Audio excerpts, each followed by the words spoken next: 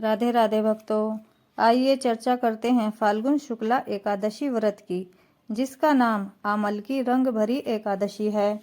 फाल्गुन शुक्ला आमलकी एकादशी का व्रत पुष्य नक्षत्र शुभ संयोगों के साथ 10 मार्च दिन सोमवार को किया जाएगा, क्योंकि एकादशी तिथि 9 मार्च सुबह 7:45 से लेकर 10 मार्च सुबह 7:44 तक रहेगी। उदिता तिथि के अनुसार और द्वादशी युक्त एकादशी होने से एकादशी का व्रत 10 मार्च दिन सोमवार को किया जाएगा। एकादशी का व्रत हमेशा द्वादशी युक्त ही करना चाहिए। दशमी युक्त एकादशी का हमेशा त्याग करना चाहिए। आमल की एकादशी के दिन आंवले की पूजा करनी चाहिए, आंवले का दान करना चाहिए और आंवला खाना भी चाहिए तथा आंवले के रस में नहाने की बाल्टी में आंवले का रस डालकर स्नान करना चाहिए, जिससे हमारे 3 तरह के पापों का नाश होता है, कायिक, मानसिक और वाचिक। इसलिए आपको यह उपाय आवश्यक करना चाहिए। आइए आमल की एकादशी की कथा सुनते हैं।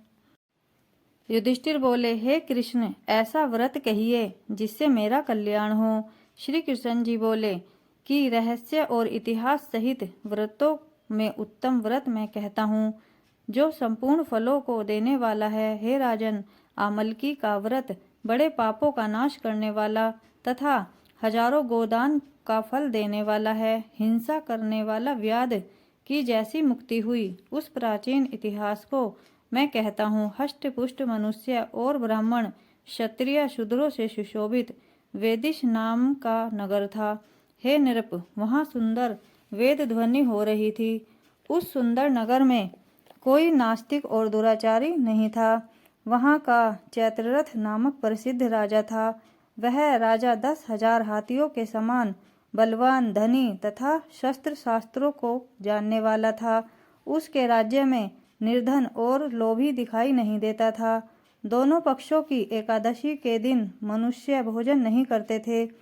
सब धर्मों को छोड़कर भगवान की भक्ति करते थे। इस प्रकार भगवान की भक्ति करते हुए मनुष्यों को सुखपूर्वक बहुत वर्ष बीत गए। कुछ समय बीतने पर फाल्गुन शुक्ल पक्ष की द्वादशी युक्त एकादशी आई। उस एकादशी को बालक बूढ़े सबने मिलकर नियम से उपवास किया। राजा इस व्रत को विशेष फलदायक समझकर नदी में स्नान करके प्रजा के साथ मंदिर में गए।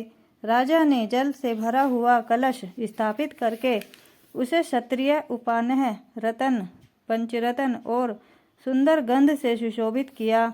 दीपमाला से युक्त परशुराम जी के साथ ऋषियों समेत सावधानी से पूजन किया और आंवले का भी पूजन किया।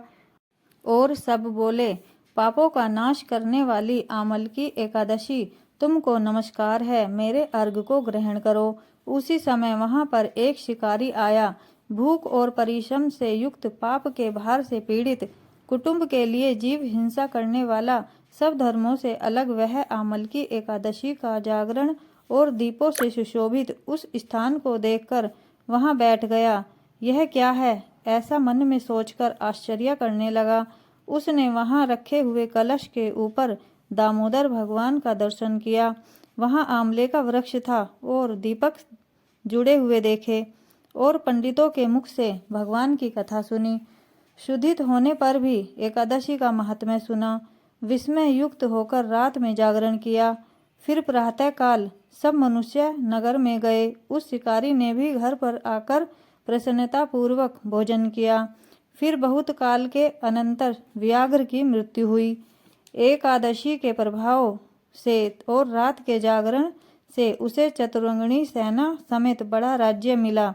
हे राजन, जो श्रेष्ठ मनुष्य आमल की एकादशी का व्रत करते हैं, वे निसंदेह विष्णु लोक को जाते हैं। बोलो एकादशी माता की जय हो। आइए भक्तों, अब मैं आपको एकादशी व्रत का पारण समय बताती हूँ। आमल की एकादशी का पारण समय है 11 मार्च सुबह 6:44 से 8:13 तक। इसी समय के अंदर आपको पारण करना है भक्तों। बोलो राधे राधे।